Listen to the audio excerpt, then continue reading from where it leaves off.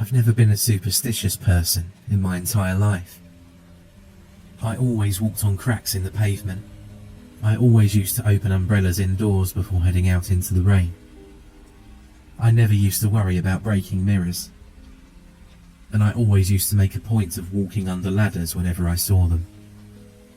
I always saw myself as lucky and didn't need to concern myself with such things.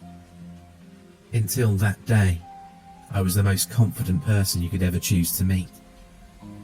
Now, it's a constant struggle to even leave the house, in case it ever happens again. I used to work in central London for one of the big banks.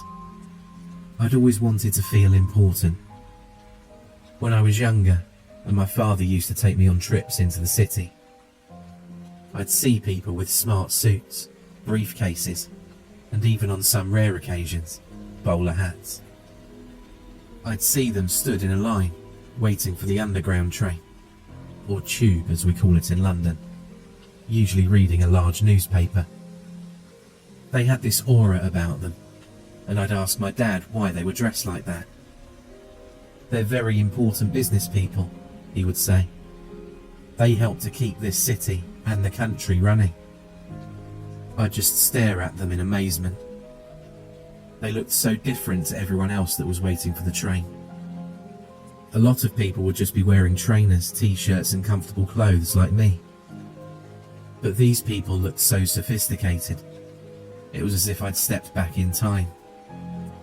My dad was my hero, but I wanted to be like them when I was older. And so, years later, with my degree in economics, I managed to get my foot in the door at a large international bank, with their headquarters in the centre of London. As anyone who's lived in London will tell you, it's near impossible to get a place to live in the city centre without sacrificing your life savings. So I had a very modest studio apartment on the outskirts of London. It still cost a lot of money, mind you, but something I was able to afford on my salary.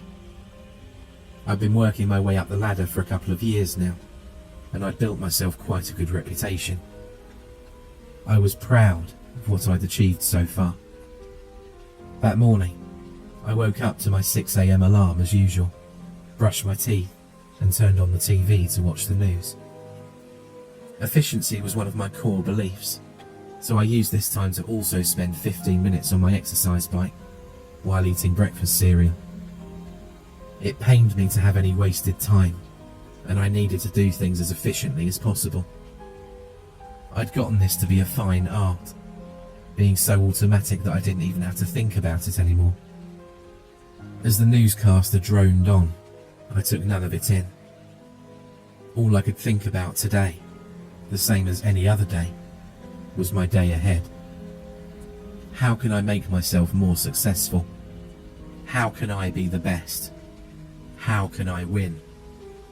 You see, it was all about me. And as you're about to find out, that's a dangerous attitude to have. Putting on my slate grey pinstripe suit, paired with a silver tie, I looked at myself in the full body mirror I had in my bedroom. Impeccable. I love to look smart. I guess it helped me to feel better than anyone else. Glancing at the clock, I realised that it was now time to leave the house. So I grabbed a piece of fruit from the counter before heading out of the door. It was a short walk to the underground station. Thankfully, it was a bright summer day, so it felt good to stride down the road with my head held high. I chose this area to live in specifically as it was quite an upmarket location. Lots of well-to-do people like me. It was a commuter town, so many people would leave their homes in the morning to travel into London. As I walked down the street, I saw a few others shut their front doors and leave for work too. But no one looked as good as me. As I turned the corner to go onto the street that led to my local underground station, my black wingtip shoes collided with something, causing me to stumble and drop my apple. It rolled into the gutter. It broke me out of my morning trance, thinking about the day ahead. I turned around in anger. Sitting there, cross-legged on the floor, on a ragged and dirty woolen blanket, was an old man. He had incredibly long grey hair, complete with a considerable silver beard. His skin was leathery, cracked and grubby. He clearly hadn't seen a bath in a very long time. "What the hell do you think you're doing?" I yelled. The words came bursting from my mouth before I even had time to think. My indignance was automatic at this point. It was one of my many defense mechanisms. "I'm sorry, sir. I couldn't find a place to spend the night, you see." The old man couldn't even look at me. I looked down at him in disgust. "So you decided to sit there where someone could trip over you? I'm going to work, where I pay my taxes to support people like you. Couldn't you have found a shop doorway or something? Why can't you just stay out of the way and not bother anyone?" This neighbourhood had certain standards. I'd never seen someone like him here before. The old man turned to look at me, with a cold, dead stare. There was no anger in those eyes. In fact, I'm not sure I could see any emotion at all. It unnerved me. After a second or two, his lips began to move. "I used to be in your position, sir. Believe me, it can all change in a moment." I didn't know what to say to that. It took me completely by surprise. He continued staring at me, unmoving. After standing there for a few seconds, with a dumbfounded look on my face, my mind kicked in again. I'd be late for work. I dismissed the old man with a swipe of my hand and started jogging away from him towards the station. I didn't turn back, but I knew that he would still be staring at me with those cold grey eyes. As I rushed towards the underground station, my mind kept returning back to the encounter I'd just had. I tried to brush it off, but his words continued to echo around my mind. The look in his eyes also deeply unsettled me.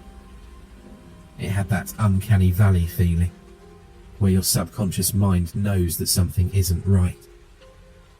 But the logical side of my brain took over, as I dismissed them as the inane ramblings of a derelict. As luck would have it, I reached the platform just as my train pulled into the station. Pushing the incident to the back of my mind, I held the handrail and looked ahead to the rest of the day. I had more important things to worry about. The day at work went by in a blur of meetings and spreadsheets. It was a particularly problematic day, with a lot of issues to resolve. It was very rare that I actually left on time due to the pressure of the job, but today was much worse than normal. The quarterly performance reviews were coming up, and I couldn't afford to slack off for a moment. With my stomach grumbling due to a lack of food, I blinked my dry eyes for a few moments before glancing at the clock in the bottom corner of the screen. Somehow, it was nearly 9 p.m.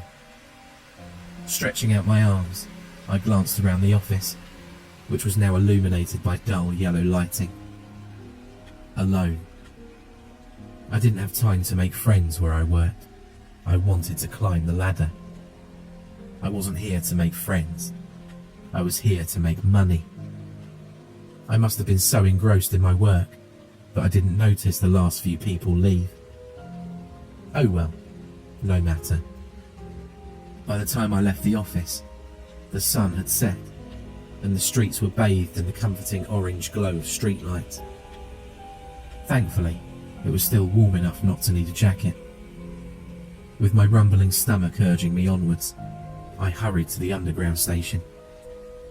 I wanted to get home and just put this day behind me. It had been full of stress and worry, especially after the way it started. A new worry crept into my mind. I wondered if I'd encounter the old man that I'd chastised this morning on the way home. Swiping through the gates, I jogged down the escalator to try and catch the train that was just arriving. I managed to leap through the open train doors just as they were closing, and I had my pick of seats in an almost empty carriage. You mainly had commuters on this line, so it wasn't a surprise. For anyone that's been on a London Underground train before, you'd know that they can get quite loud. The train rattled and ground through the dark tunnels. I tried to look outside of the train, but all I could see was my own reflection against the stark blackness surrounding the carriage. My mind just couldn't switch off. I chalked it up to hunger as I'd skipped lunch. Trying to distract myself, I glanced around the carriage. The few other passengers were either dozing off due to exhaustion or engrossed in their phones. I tried to pass the time by checking my emails, but the screen's glow did little to dispel the growing sense of dread in the pit of my stomach. I had at least half an hour to kill before I reached my home station, so I took the lead from the handful of passengers on the train and closed my eyes.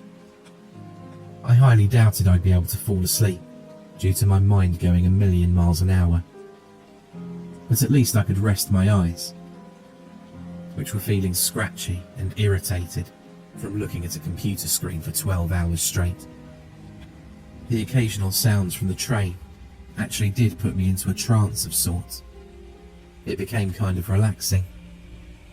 The gentle and soothing automated announcements saying to mind the closing doors. The shuffle of other passengers' feet as they exited the train as it pulled into each station. The comforting and rhythmic clattering of the wheels on the track. The rocking motion of the train itself was even starting to relax me. It felt nice to switch off, just for a few minutes. We'd passed a few stations by this point, and I'd heard a few of my fellow passengers step onto the platforms to leave. I hadn't heard anyone get on, which made me wonder whether I was the only one left on the train. I slowly opened my eyes and adjusted to the bright lights of the carriage. There was one person left on the train, aside from me, sitting directly opposite me. It was the old man from this morning. He must have gotten on at one of the last stations without me noticing. His cold eyes met mine instantly, and a spike of terror ran through my body. He didn't say a word, but his eyes were locked onto mine, never breaking eye contact. I felt trapped, yet strangely compelled, unable to look away. I had nowhere to run, but I spotted an emergency stop button on the wall of the carriage. Should I? I dismissed the thought immediately. After all, what would I tell the driver? An old man at least 40 years older than me was on the train and scared me just by sitting down? It was a ridiculous notion. He was no threat to me. I was better than him in every way. No doubt he just wanted to scare me. He'd likely been waiting on that platform all day. He wouldn't dare try anything. There was CCTV on these trains. As I tried my best to avoid his gaze and simply ignore him, the old man's simple presence began to grow suffocating, and the air seemed to grow colder with each passing second. It was almost imperceptible over the rattle of the train, but he began to hum a low, mournful tune that began to reverberate through the carriage. I tried to focus on my phone, but I discovered that my hands were shaking too much to type. Do you still think that you're untouchable? His voice cut through the ambient noise of the train like a knife. I opened my mouth to try and respond to him, but my voice was paralyzed. I couldn't produce any words. The old man then leaned forward, his grey eyes boring into mine. You think you're better than everyone else. You think you're safe, but you're wrong. As the last word left his mouth, the halogen lights in the carriage began to flicker before going out completely, plunging us into complete darkness. I found myself frozen in place due to fear and panic, and my breathing became rapid and laboured. After what seemed like an eternity, the lights came back on, and I quickly realised with horror that the man was no longer sitting opposite me. He was now sitting right next to me. My feet were still locked to the floor in fear. His cold breath brushed against my ear as he whispered, "You will learn." And with that, the lights in the carriage cut out yet again, leaving me with that sentence echoing in my head, all while the train screeched through the tunnel. Adrenaline finally kicked in, and I leapt up out of my seat, backing up to the wall at the end of the carriage. With my chest heaving and my heart pounding, I wanted nothing more than to wake up from this nightmare. I must have dozed off. I'm dreaming. This can't be real. Then, just as suddenly as they went out, the lights buzzed back into life. To my confusion, I was now completely alone in the carriage. There was no sign of the old man. The adrenaline coursing through my veins had now forced logic to depart and for me to take leave of my senses. Without thought, I raised the protective door of the passenger emergency alarm on the wall and pulled the lever. As I braced, expecting the train to grind to a halt, it never came. The train continued to travel on its course, and nothing happened. I pulled continuously on the lever in desperation, but it was useless. I let out a scream of anguish. I then realised that I was in the first passenger carriage of the train. The next one would be the driver's carriage. I rushed over to the driver's door, which was a solid and sealed piece of thick metal, and pounded away at it with my fists, screaming at the top of my lungs. "Help! Please help!" My voice must have been drowned out slightly by the noise of the train, but there was no way you couldn't hear me. I must have hammered at that door for 5 minutes, but to no avail. I was trapped in here. I just had to hope that this was some terrible dream, and I'd wake up soon. My back slid against the door, and I sat in defeat on the floor. After a few moments, the speaker for announcements began to crackle. The prolonged static filled the air, and due to my panic-induced state, it became the only thing I could hear. In between the crisp and stark hissing emanating from the speakers, a low and distorted voice could be heard. It took a moment for me to realise what it was saying, but in a monotone manner, it was saying, "End of the line. End of the line." The distorted voice continued to drone, repeating the phrase over and over. I was in utter disbelief that this was happening. I tried pinching myself awake and slapping myself across the face. This had to be a dream, it just had to be.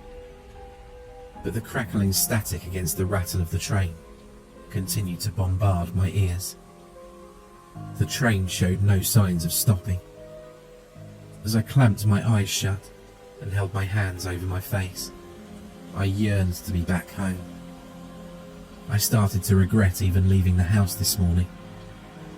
Just as I thought all hope was lost, I felt a strong judder run through the train, and it began to slow down. I leapt to my feet and ran to the doors. I didn't care at this point where I ended up. All I knew is that I had to get off of this cursed train. I saw the darkness outside the carriage give way to a dull light as we drew into the platform. The doors slid open with a mechanical hiss. Stepping out onto the platform, I could see it was completely deserted. The sign on the wall read, "End of the line," just as the distorted announcement had said. There were no words coming out of the speaker, but I could still hear a distinct static in the air. I could barely see much on the platform itself. It was dimly lit, with the flickering fluorescent lights casting long and unsettling shadows on the walls. The air in this place also seemed thick and musty. It had clearly been long abandoned. As I cautiously walked down the platform, I could see that the station was in disrepair. Tattered old advertisements plastered the walls. I'm sure I could even see products that hadn't been around since World War II. Old newspapers were being swept down the tunnels by the wind. I managed to grab one with my hand. The date read, Sunday, September 3rd, 1939. The headline in uppercase font read, Britain at War. It felt like I'd stepped back in time. As I passed through the arch leading out of the platform, tentatively looking around as I went, I looked up and down the main concourse. The tiles on the stairs leading upwards were cracked and broken, and the ticket barriers were rusted. It was as if the place had been abandoned for decades. I looked everywhere in that place, trying to find an exit, some way to escape, but to no avail. What I imagined was the main exit was blocked off by a mountain of rubble, as if the entranceway had collapsed. All I found was a labyrinth of corridors and stairwells, which only led to dead ends. Panic began to set in yet again, as I came to the realization that I was trapped in this godforsaken place. I grabbed my phone from my pocket in desperation. No signal. I was alone, and there was no one that could help me. As I reached yet another dead end, I hammered against it with my fist in frustration. What on earth was I going to do? I just wanted to be safe at home. I just wanted to leave this place, whatever or wherever it was. Exhausted and deflated, I slumped against the cold wall of the corridor. All hope was lost. Then, breaking through the overwhelming silence, I heard it. A soft, shuffling sound. My heart leapt into my throat. I remained completely still, frozen in fear, like I was on the train carriage moments before. I tried to pinpoint exactly where it was coming from. The noise began to grow louder, echoing off the walls, and I eventually realized it was coming from the direction of the platform where I arrived. The sound was strangely rhythmic, almost like footsteps, but they were slow and uneven, as if someone or something was dragging themselves towards me. The familiar feeling of adrenaline returned, and I jolted myself upwards. I needed to find somewhere to hide. I stumbled down the nearest corridor. There was no way I could disguise or hide my footsteps in this place. Every step reverberated as if I was banging a drum. It made me wince. As I turned a corner, I spotted my salvation. There was a door slightly ajar at the end of the hallway. Without a thought, I bolted towards it, as if my body was moving of its own accord. This was about survival now. I shoved the rusted door open with all of my might, causing it to creak loudly on its hinges, and slipped inside. I pressed my back against the door, trying to steady my breathing. I was almost hyperventilating by this point. As I glanced around, from what I could see, the room was cramped and dark. I could just about make out the shapes of old maintenance equipment and rusted tools. My ears attuned to the noises outside the door. I could still hear the terrifying shuffling, but to my horror, it was now accompanied by a faint, rasping breath. As I could feel a scream building in my chest, I had to force myself to stay quiet. I had to stay hidden, away from this thing. I clamped my eyes shut. I stayed motionless as I heard the shuffling slowly move past the door. It stopped for a brief moment right outside, and all I could hear was the raspy and laboured breathing from before. To be honest, it sounded like a death rattle. I realised that I'd stopped breathing out of fear. Moments later, the shuffling started again, and it moved away from the door. I breathed a sigh of relief and opened my eyes. You cannot escape your fate. The words made me jump out of my skin. A smell of rot and decay filled my nostrils, as I could see the faint outline of a person directly in front of me in the room. I couldn't see much in the darkness, but there was no mistaking that voice. It was the old man that had been plaguing me all day. The low, raspy voice reverberated off the walls. You think you can run, but the past always catches up with you. I instinctively tried to back away, but there was nowhere I could go. My back was pressed against the cold steel door, and he shuffled towards me. Please, I begged, leave me alone. As my eyes began to adjust to the light, I could see him raise his hand. With that, I felt an invisible force grip me, pulling me further towards him. The strength of the hold on me was ironclad, inhuman. I struggled in vain, but it was no use. My body began to levitate off the ground, and I found myself suspended in midair.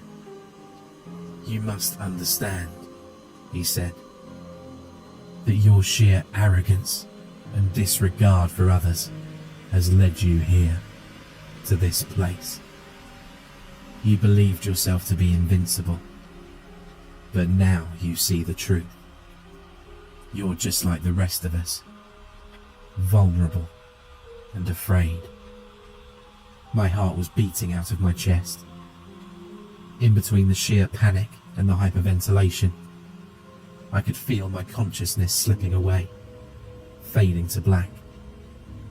You will learn humility, the old man whispered with a guttural rattle. And you will never forget, lest you wish to find yourself in this place again and become another lost soul. With those words, everything went dark. I woke up to the sound of my alarm blaring at me, as usual. My clothes were drenched in sweat, and I could see that I was wearing the same clothes as yesterday. To my amazement, I was back in my apartment, lying in bed. Was it just a dream? Surely not. It was so real. I got ready for work in a daze, but my mind kept replaying the terrifying events over and over again. I was in utter disbelief. It had to be real. It just had to be. I couldn't bring myself to get the underground again, so I called myself a cab. It would cost me a ridiculous sum of money, but I wasn't sure I could step foot in an underground station again. As the taxi started its journey, I couldn't help but nervously glance around, half expecting to see the old man again. But he was nowhere to be found, to my immense relief.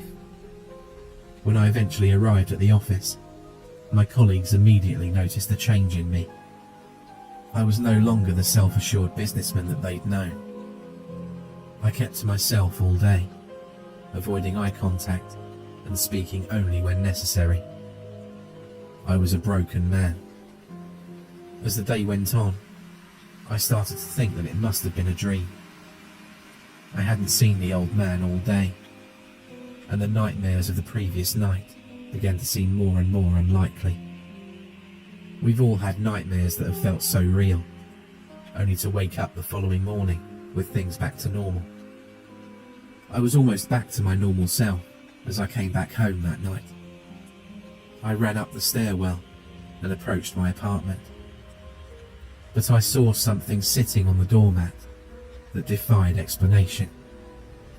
A tattered and aged newspaper. The date read Sunday, September 3rd, 1939, with the all too familiar headline, Britain at War.